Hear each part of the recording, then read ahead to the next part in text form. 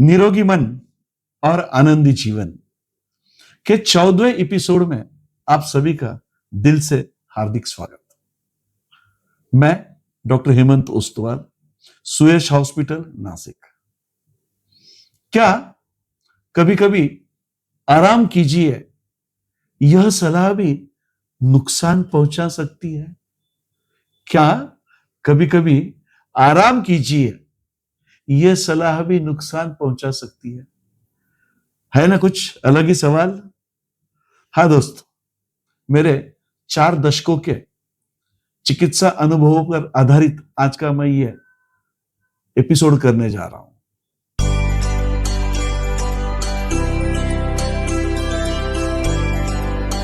अर्थात उसमें कुछ मैं लाइव एग्जाम्पल भी दूंगा और अपनी बात समझाने की कोशिश करूंगा।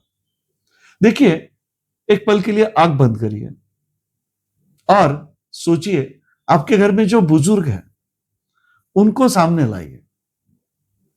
दादा दादी हो सकते हैं, नाना नानी हो सकते हैं, इवन आपके माताजी पिताजी हो सकते हैं, कोई भी बुजुर्ग हो सकता है घर का। तो आप उनके लिए क्या चाहते हो? लंबी उम्र, अच्छी सेहत, ये सभी चाहते हो, सब लोग चाहते हैं। लेकिन मुझे इसमें कुछ थोड़ा सा और डालना है। देखिए, सही बोलो, बुढ़ापे में सबसे बड़ी संपत्ति क्या होती है? सेहत के साथ साथ अपने पैरों के ऊपर खड़े रहकर अपने सब कार्यक्रम करना, अपने हाथ से खाना खाना, अपने हाथ से नहाना, घर का दरवाजा खोलकर खुली हवा में टहलना, या कोई आता है तो उसको गले लगाना, ये सब चीजें अपने आप करते आना, ये सबसे बड़ी सेहत होती है। लेकिन हम सब अपने बुजुर्गों से, माता पिता से, दादा दादी से, नाना नानी से बहुत ज्यादा प्यार करते हैं और इसी में अनजाने में कुछ गलतियां कर बैठते हैं। इसी में अनजाने में कुछ गलतियां कर बैठते हैं जो कभी कभी हमारे स्वास्थ्य के ऊपर भारी पड़ जाती है। अब अर्थात उसके पीछे भी क्या होता है? हमारा प्रेम होता है, अपनापन होता है, ज्यादा केयरिंग होता है, ये सब चीजें होती है। लेकिन वही ज्यादा केयरिंग हमें भारी पड़ सकता है। देखो दोस्तों, फिर इसमें हम कहते हैं आप आराम करिए, आप बैठिए, हम सब कर लेंगे, आप चिंता मत करिए। और हम सब करते भी हैं। लेकिन इन सब चीजों से क्या होता है पता है? धीरे धीरे पेशेंट का या हमारे घर के बुजुर्ग का आत्मविश्वास कम होने लगता है। धीरे धीरे चलने की आदत कम होने लगती है, अपने काम करने की आदत कम होने लगती है, और ये सबसे बड़ा नुकसानदायी हो सकता है। आज मेरा उद्देश्य किसी को डराने का नहीं है, खाली हमको आज ये समझना है कि आराम कब दवा होता है और छोटी छोटी की हुई गतिविधियां कब सही में दवा के तौर पे काम में आ जाती है। आज ये हमें समझ के लेना है। आइए आज इसे विज्ञान की भाषा में नहीं, जीवन की भाषा में समझते हैं। देखिए, एक बुजुर्ग 80 के ऊपर की उनकी उम्र थी, हमारे हॉस्पिटल में आए। उनकी कमर की हड्डी टूटी हुई थी। अब उनका सबसे पहला सवाल क्या था पता है? उनका सवाल था, डॉक्टर मैं अपने पैरों पर चल पाऊंगा ना? मतलब बिल्कुल, आपकी हिम्मत रहेगी तो चल पाएंगे। हमारे टीम ने उनका उपचार चालू किया, उनका ऑपरेशन किया गया, ऑपरेशन भी सक्सेसफुल रहा। अब जैसे ऑपरेशन हुआ उसके बाद हमारे ऑर्थोपेडिक सर्जन साहब और बाकी उनकी टीम ने उनको धीरे धीरे सलाह दी कि अभी आप इनको उठ के बैठाइए, आप इनको अभी एक एक कदम चलने दीजिए, अपने पैरों के ऊपर सुबह शाम टहलने दीजिए। ये धीरे धीरे करने की चीज थे, एक एक दिन एक एक बात आगे आगे बढ़ने की बात।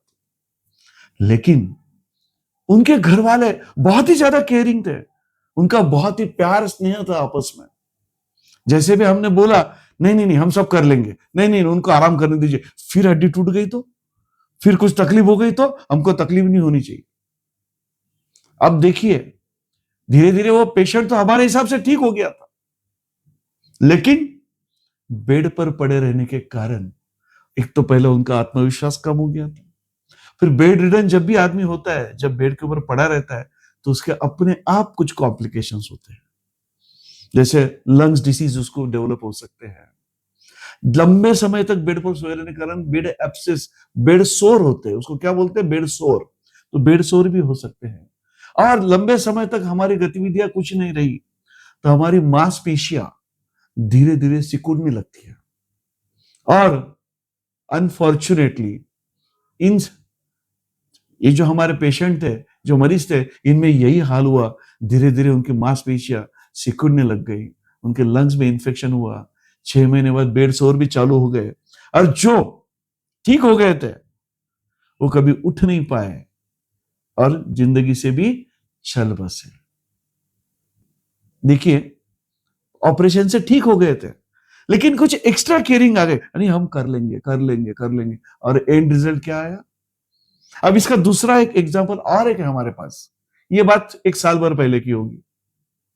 ऐसे ही एक मरीज हमारे पास आए थे जिनकी उम्र 85 के ऊपर थी। उनकी भी पैरों की हड्डी में फ्रैक्चर था। उनको भी हमारी टीम ने यही सलाह दी थी, और उनको भी ऑपरेशन करने के बाद सब कुछ ठीक हुआ। अब फर्क कहां था? फर्क इनके फैमिली में था। इनकी फैमिली भी केयरिंग थी, लेकिन डॉक्टर की सलाह से चलने वाली थी, प्रैक्टिकल थी। उन्होंने हमसे क्या पूछा, डॉक्टर साहब हमको क्या करना चाहिए? तो हमने उनको बताया, आप उनको क्या करिए, उनको उनके गतिविधियां करने दीजिए, आप सपोर्ट करिए, आप साथ में रहिए, लेकिन उनको धीरे धीरे एक दिन क्या करना है, बेड के ऊपर ही उठ के बिठाना है। दूसरे दिन क्या करना है, चेयर के ऊपर बिठाना है। तीसरे दिन भी चेयर पे बिठाओ। चौथे दिन चेयर से घुमा के लाओ। अगले दिन क्या करिए, फिर अपने पैरों पे खड़ा करिए। फिर पैरों पे खड़ा करके धीरे धीरे चलना चालू कीजिए। और हमको धीरे धीरे, शुरुआत में पेन्स होंगे, दर्द होगा, लेकिन धीरे धीरे धीरे क्या होगा, वो अपने आप चलना सीख जाएंगे। और यकीन मानिए, ये फैमिली ने बहुत अच्छी तरह से उनको संभाला, और जैसे हमने सलाह दी थी वैसे के वैसे उन्होंने पूरा किया। और धीरे धीरे धीरे, पहले उनको दर्द होता था, जैसे उठ के खड़े हुए तो सही में दर्द तो होना ही था, दर्द हुआ, लेकिन फिर भी बोला नहीं हम तुम्हारे साथ है।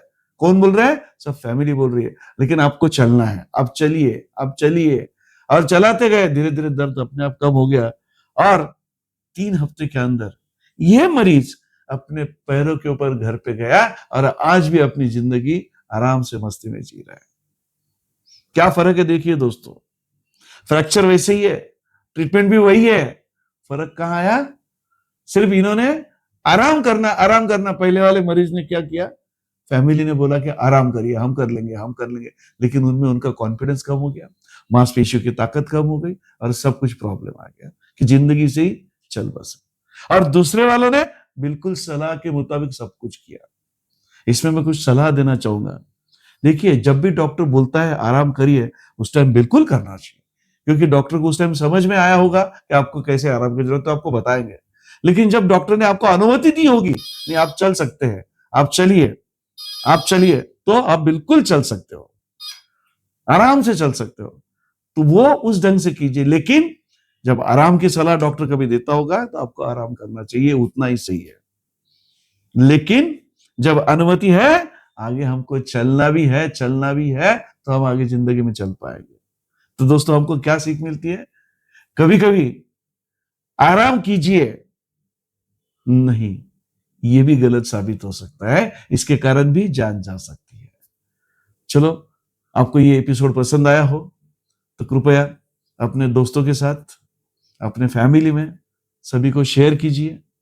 निरोगी मन और आनंदी जीवन की ये गंगा सबके जीवन में बहने दीजिए, यही आपसे विनती है। इसके लिए चैनल सब्सक्राइब कीजिए, फॉरवर्ड कीजिए। धन्यवाद।